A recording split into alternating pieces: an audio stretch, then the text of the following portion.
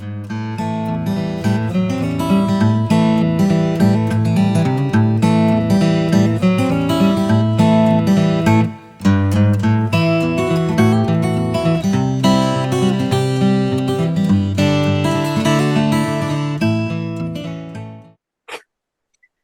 everyone, welcome to the December edition of Meet the Creator. And I gotta say, reading this book, I felt right in my element. I really did. Because I'm going to be talking today to MJ Sullivan about his fantastic game-based book called Game Over. Hi Matt, really nice to meet you. And I can see from behind you that you're really writing from experience with this one, aren't you? I live this life. Yeah, there's no faking going on here. I'm a born and bred proper bona fide nerd. So yeah, you can tell why Excellent. I end up writing the books that I do. Well, there you go. Nerds are us. We're in good company here. Would you be happy to start us off with a little bit of a reading, please, Matt? Absolutely, yeah, it'd be my pleasure. So I'm going to read from, I'd say chapter 7, but it's actually called level 7 in the book, obviously. And this happens after the first time the raid mob have been and played with the new virtual reality technology. And the next day they're all a bit groggy from the new experience and being up very late and playing. So this follows one of the characters as he's on his way to school. Io rubbed his temples. His head had been pounding since he was all but dragged out of bed, having slept through each of his 6 alarms. Usually, Io was up before the first one even sounded, cancelling each one exactly a minute before it was due. It was one of a laundry list of coping strategies he developed to get himself through the day as he battled with autistic compulsions that might otherwise have kept him in his room, away from everyone, including the mob. His 3 friends had long been Io's most important reason to push himself into the outside world each day. Amongst everything else they shared, they were the only ones who'd ever seemed capable of acknowledging his autism, unlike his parents, without making him feel like an outsider, unlike literally everyone else. That morning, however, Io had woken up in a panicked daze, his gaming visor and gloves still on, and now he felt even less a part of the real world than usual. As their plush Range Rover wafted Io towards his school, his dad's thick Nigerian accent and harsh words were the only thing anchoring him to reality. While his dad yelled at some poor office technician about today's board presentation through the car's hand-free phone system, Io sat in the back trying to piece together last night's events. He remembered being picked up after school by his mum. She'd nearly crashed their other Range Rover, they were a 2 Range Rover family, rifling through patient notes while weaving through traffic. He remembered being dropped off at an empty house. He remembered, in his excitement to get up to his room, whacking his skinny shin off the stair rail and nearly falling flat on his face. He remembered locking the bedroom door behind him. He even remembered remembering how pointless this was, as no one ever bothered to check on him. If neither of his parents had managed to pry themselves away from their work long enough to realize that their son had become one of the best gamers in the world, he could be pretty sure that his latest online endeavor would also be completely ignored. After he put on his visor and gloves, that's when it got all hazy. Io could hardly remember a single detail after that with any real clarity. He could remember sensations, smells, sounds, flashes of images. He remembered dirt under his feet and hands, blue dirt. He checked his fingernails unthinkingly and scolded himself. What was he expecting to find? Encrusted alien soil? Perfect. At that point, things are starting to get a little bit surreal, aren't they? Really, there we're getting the gaming world bleeding over into the real world, and it's so well done. I absolutely love that.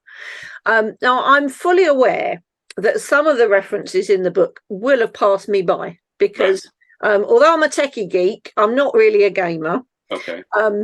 But having said that, I loved all of the pop culture references. You know, there were so many smiles as I went through the book. I was like, oh yeah, I know what's going on there. Know what's going on there. But I could still follow the action absolutely fine. Were you thinking particularly of that sort of subset of young people very much as your target audience? Were you writing for yourself as a younger man? I think a combination of both. And I think as well, as you say, it's really important to not alienate readers with the content that's in the book. Like if it was so reference heavy and the whole thing kind of hinged on that, it would be great for like six people and it would be impenetrable for everybody else. So that wouldn't work. So there was a big focus on making sure that it was an accessible narrative that even somebody who wasn't necessarily into gaming could follow it as just an adventure story, as a story about friendship, a story about overcoming challenges, and bonding. But I think that as we've established, because I'm a proper nerd, I think the idea of when you do spot those things, when you go, I know that, or I get that reference, there is that little extra kind of pat on the back. So I think that I was writing for both, really. I was writing for a general readership that could come along with the story and enjoy the banter and the dialogue and the imagery in that. But I think that what I set out when I set out to write this book, I thought I was really conscious about the fact that I think books written for this age group, there is perhaps a tendency to think that, oh, if it's about football, they'll like it because kids like football, so just write about football, or kids like gaming, so just write about gaming. And if you're not careful, you can come across as very inauthentic because, especially with gaming and especially with gaming fans, if it's not right, they know straight away. Like you can't just reference these things or make it up as you go along or kind of be half cut at it. It has to be absolutely correct. Or a reader who loves those things will see through that from a million miles away. And it's the same as same as you and I would. Like if there was a reference and we knew it wasn't right, that kind of it almost spoils it. It almost spoils you feel like you're having an authentic reading experience, and then something comes along and you go, well, that's not right. They're just referencing that because they think it's cool or they think it's popular or they think people like it because of that. So no, yeah, the gaming and the pop culture elements in the book were very much for me. It's funny how much when different readers have read it and pointed things out, I go, oh, that's me. That's just me. I'm just writing about that thing that I like, actually, that I think is cool. I remember that there was one reader who was, we had, because obviously there's an autistic character in the book passed through autistic sensitivity readings.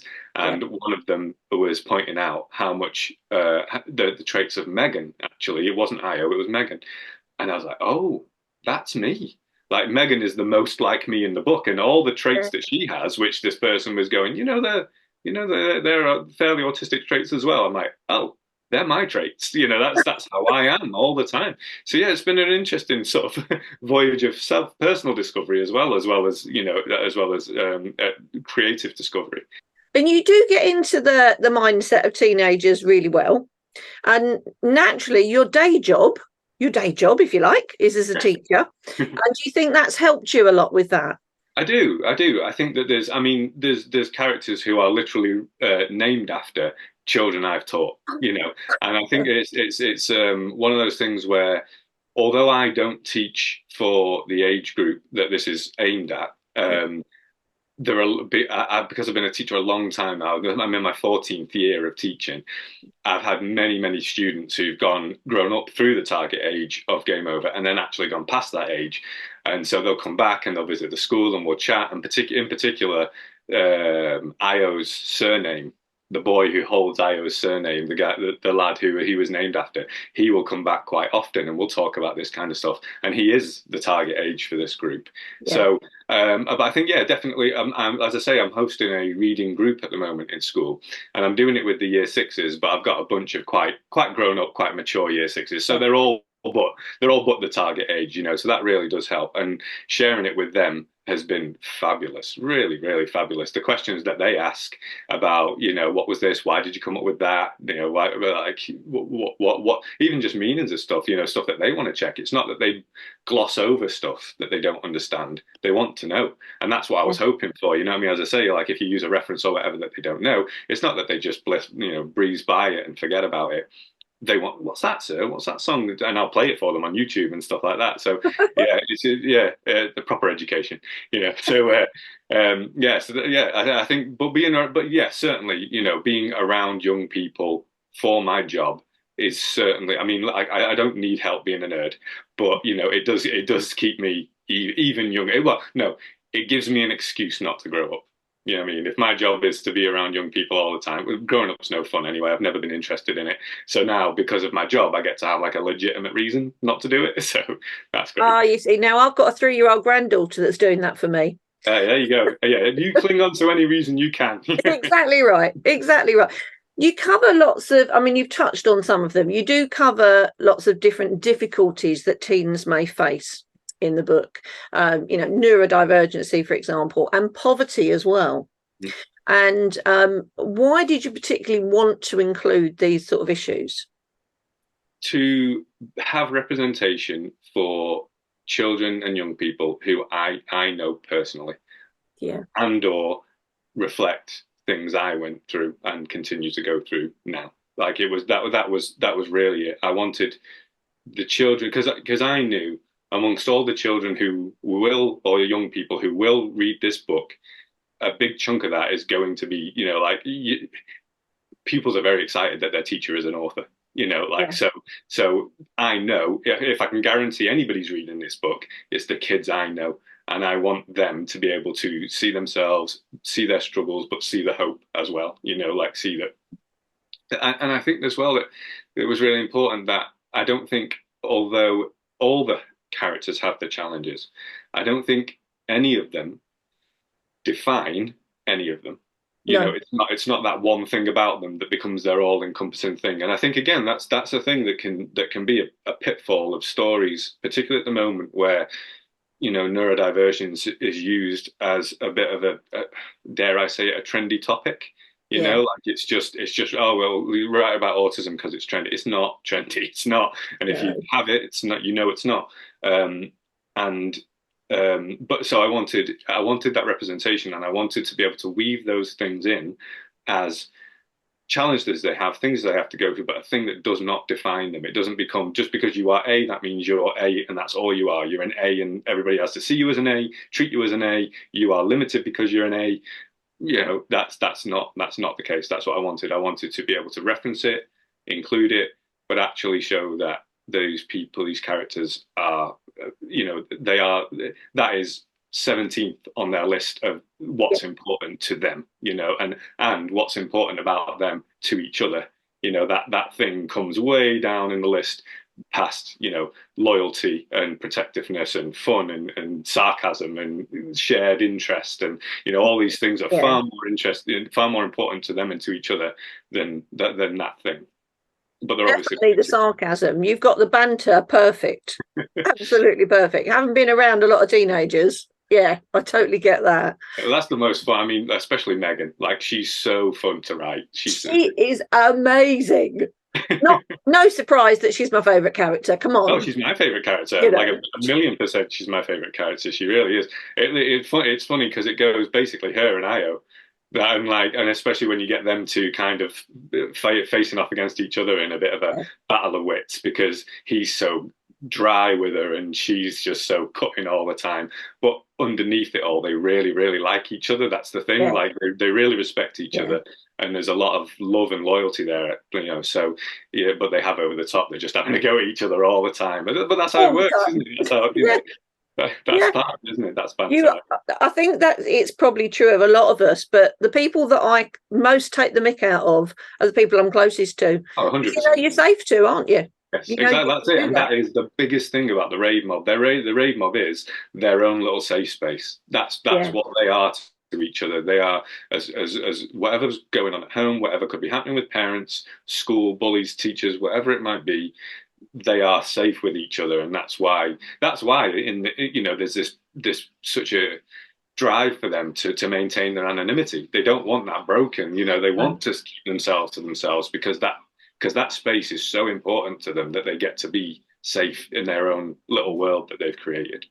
If there's one thing I want almost it to be about is the value in being yourself and holding your own identity and knowing that there's going to be the more different you are, the harder times you're going to have. But if you can hold on, if you can maintain your difference, actually, it becomes a strength, later on. I wouldn't have done any of this. I wouldn't have achieved this writing this book if I'd have said, you know what, everything about me that makes me awkward or that makes, that people point out or make fun of, I'll give it up. I'll stop doing that so that I don't, I don't have to endure this stuff. But actually, and it happens relatively quickly. I think this book is aimed at the sort of age group where, in my personal experience anyway, and from the experience that I've spoken to others about, it's the most intensive time of that. Basically getting attacked for who you are. You get into college, or that college age or whatever, and all of a sudden, you being different is cool. You having an identity is cool. You being a little bit different than everybody else and not conformist. All of a sudden, you have that cool, rebellious, whatever. Or people just go, I respect you for being you. That's great that you're not the same as everybody else. But I think for the raid mob, they're not quite there yet. They're still at the time where it is all about conformity and peer pressure, stuff like that. And they have a little bit more of it to endure before they can go, oh, actually, being me is great. Being me is actually the best thing I can possibly be. The way that the book reads is almost like you're watching a live stream of a game. And that was fabulous because it kind of just took me out of myself, and I was as though I was watching it happening in front of me. And also, I think the design of the book, as you've already alluded to, the percentage left through the game at the top of the chapters. Yeah. Did you have much say in the design of that, or was that something that came later? Yeah. So, well, I mean, to mention your point about the live stream thing. I think that people have said before that they described my writing style as like cinematic, and I think absolutely makes sense because that's who I am. Like I am a visually minded cinematic. Like if I write, I play it in my head like it's a movie, and then I write it down, and I think that kind of style does come through in the story. In terms of the design, the illustrator Sophie Jones, she was incredible.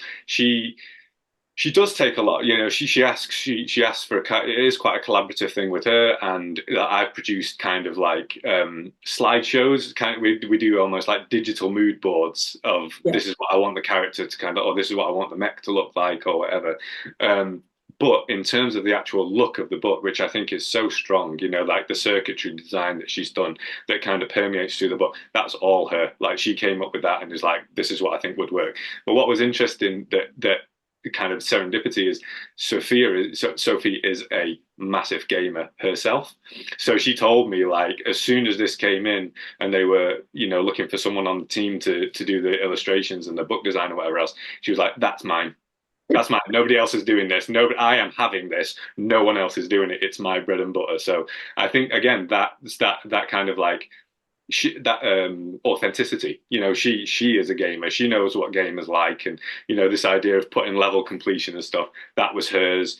We talked about the end about completing the book, like you're completing the game and unlocking the playlist at the end of the book. Yeah, you completed the game and you've unlocked something, and that was definitely a conscious thing of we were like, it'd be cool to put gaming references and elements as the reading experience goes along. Yeah very much so.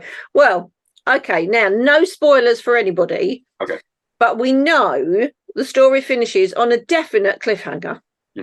So I am assuming there is definitely a second book at least. There absolutely is. It's in print as we speak, and as far as I know, tentatively speaking, it's out in March.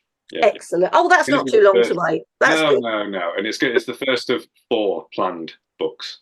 Well, it's been an absolute delight talking to you, Matt. Thank you so much for making the time to talk to us.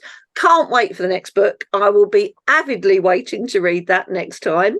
But I suppose, it is the time of year that I can now say Happy Christmas. Thank you very much. And thanks so much for having me. It's been a delight to talk to you. Merry Christmas. Not at all. It's been, as I say, it's been great fun. So looking forward to the next one.